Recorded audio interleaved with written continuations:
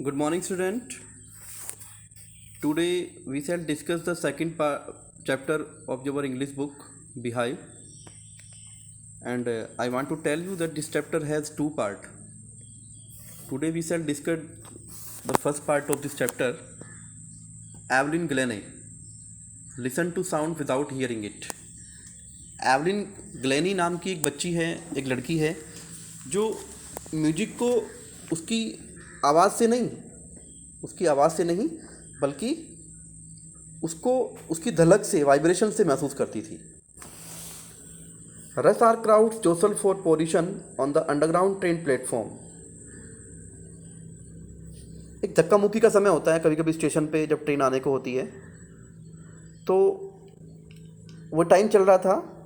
A slight girl looking younger than her 17 years was nervous yet excited as she felt the vibration of the approaching train।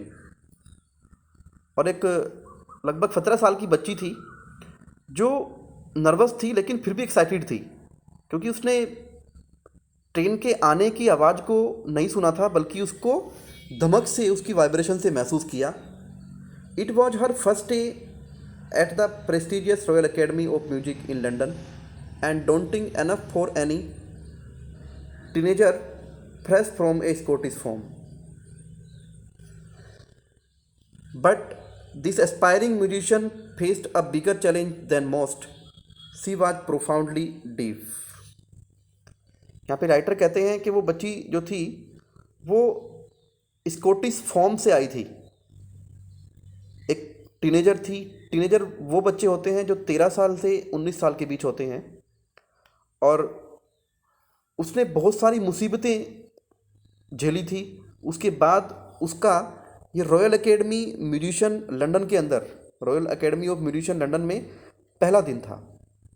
और इस लड़की, ये जो बच्ची थी, तो इसने अपने लाइफ के अंदर बहुत बड़ी चुनौती का सामना किया था। सी वॉज प्रोफाउंडली डीफ, मतलब वो बिल्कुल गंभीर रूप से बहरी थी। वो एक सामान्य बच्ची नहीं थी। राइटर कहता है कि उसको जब स्टेशन पे देखा गया तो ट्रेन के आने की आवाज़ को वो पहचानती किससे है? वाइब्रेशन से पहचानती है। एक्साइटेड है। और ये इस बच्ची का prestigious royal Academy of music London में पहला दिन था। ये स्कॉटिश फॉर्म से आई थी। ये कोई सामान्य बच्ची नहीं थी, बिल्कुल गंभीर रूप से बहरी थी, और इसने अपने जीवन में बहुत बड़ी चुनौती का सामना किया था।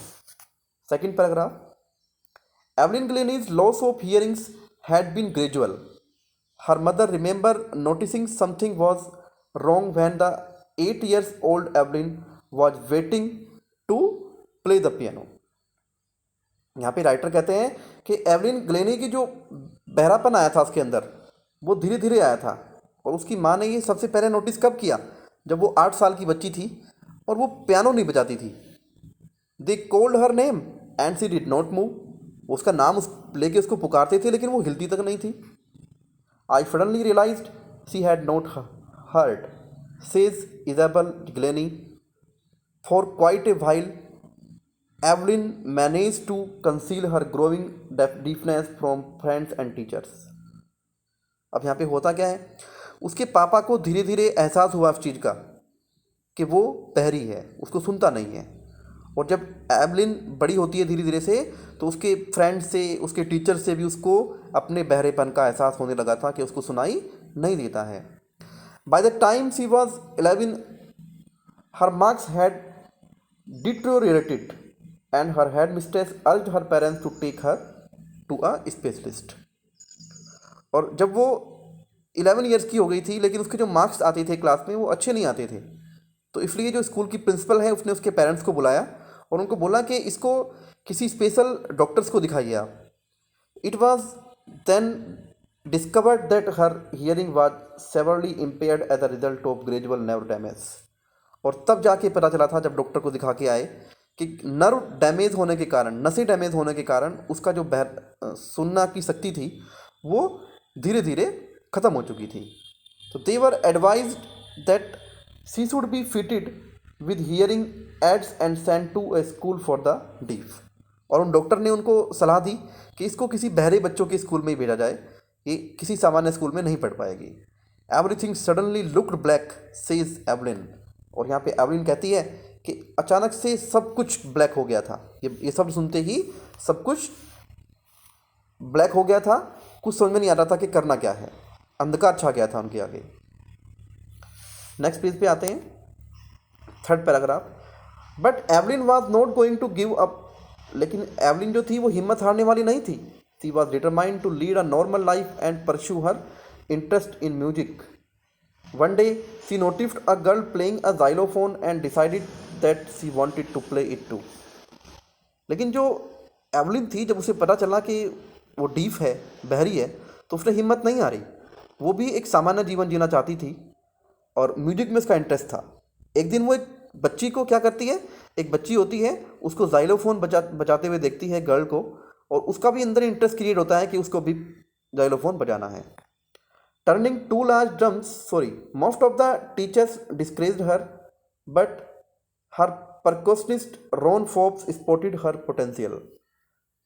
जो बहुत सारे स्कूल के टीचर्स थे उन्होंने उसको डिस्करेज किया, लेकिन एक मिस्टर रॉन फोर्ब्स थे, उन्होंने उसको, उसके अंदर पोटेंशियल को उसको पहचाना कि इसके अंदर लगन है, आग है इसके अंदर पढ़ने की। तो he began by turning to large drums to different notes.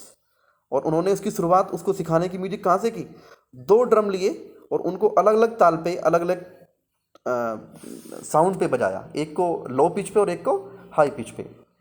Do not listen through your years he would say.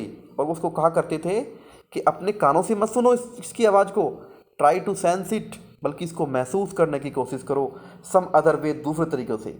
Says Evelyn, Evelyn कहा करते थे। Suddenly I realised I could feel the higher drum from the waist up and the lower one from the waist down. और अचानक से उसे एहसास हुआ कि उसे जो हायर ड्रम था उससे तेज आवाज़ आ रही थी, लोअर ड्रम से अलग आवाज़ आ रही थी। Forbes repeated the exercise. और फोर्ब्स ने, जो उसके टीचर थे, उन्होंने इस एक्सरसाइज को बार बार रिपीट किया। And soon Evelyn discovered that she could sense certain notes in different parts of her body. और धीरे धीरे इसको, एवलिन को एहसास होने लगा कि उसकी बॉडी में हर साउंड के लिए, हर पिच के लिए अलग अलग कंपन महसूस होता है। मतलब धीमा बजाओ तो धीमा महसूस होता है, तो वो पहचान जा रही थी कि अब ये म्यूजिक किस उसमें बज रहा है। तो I had learn to open my mind and body to sound and vibration. तो मुझे अपने दिमाग को और अपने शरीर को बिल्कुल खोल के रखने की ज़रूरत होती थी, म्यूजिक को सुनने के लिए और वाइब्रेशन को समझने के लिए। The rest was sheer determination and hard work. और इसके बाद जो हुआ वो एक कठिन परिश्रम था और एक दृढ़ संकल्प था। डिटर्मिनेशन बोलते हैं दृढ़ संकल्प, एक पक्का इरादा। फोर्थ पैराग्राफ पे आते हैं। She never looked black from the that point onwards. और उसके बाद उसने कभी पीछे मुड़ के नहीं देखा। She toured the United Kingdom with a youth orchestra and by the time she was 16। उसने यूनाइटेड किंगडम का दौरा किया, यानी इंग्लैंड का दौरा किया, और जब वो वहाँ पे गई एक ऑर्केस्ट्रा टीम के साथ, तो उसकी उम्र जो थी 16 साल की थी। She had decided to make music her life. और वो अपने जीवन में म्यूजिक को अपना जीवन मान चुकी थी, मतलब म्यूजिक को उसने अपना जीवन मान लिया था। She audition for the Royal Academy of Music and scored one of the highest marks in the history of academy. She audition for the Royal Academy of Music. और वो ऑडिशन देती थी और उसने वहाँ पे एक रिकॉर्ड बनाया था। ऑडिशन किसकी तरफ से देती थी? रॉयल एकेडमी ऑफ म्यूजिक की तरफ से। और वहाँ पे उसने सबसे हाईएस्ट मार्क्स अचीव किए थे। She gradually moved from orchestral work to solo performance. और धीरे धीरे वो पहले ऑर्केस्ट्रा में काम करना शुरू किया, फिर वो सोलो परफॉर्मेंस पे आ गई। At the end of her 3 years course, और अपने 3 वर्ष के कोर्स के अंत में, she had captured most of the top awards. उसने बहुत सारे पुरस्कार प्राप्त कर लिए थे। Today we shall teach the chapter till here only. The rest part of this chapter we shall discuss in our next video. I hope कि आप इसको पढ़ेंगे, 1-2 बार ध्यान से वीडियो को देखेंगे और समझेंगे चैप्टर को। फिर मिलते हैं नेक्स्ट वीडियो में। Have a good day, good bye.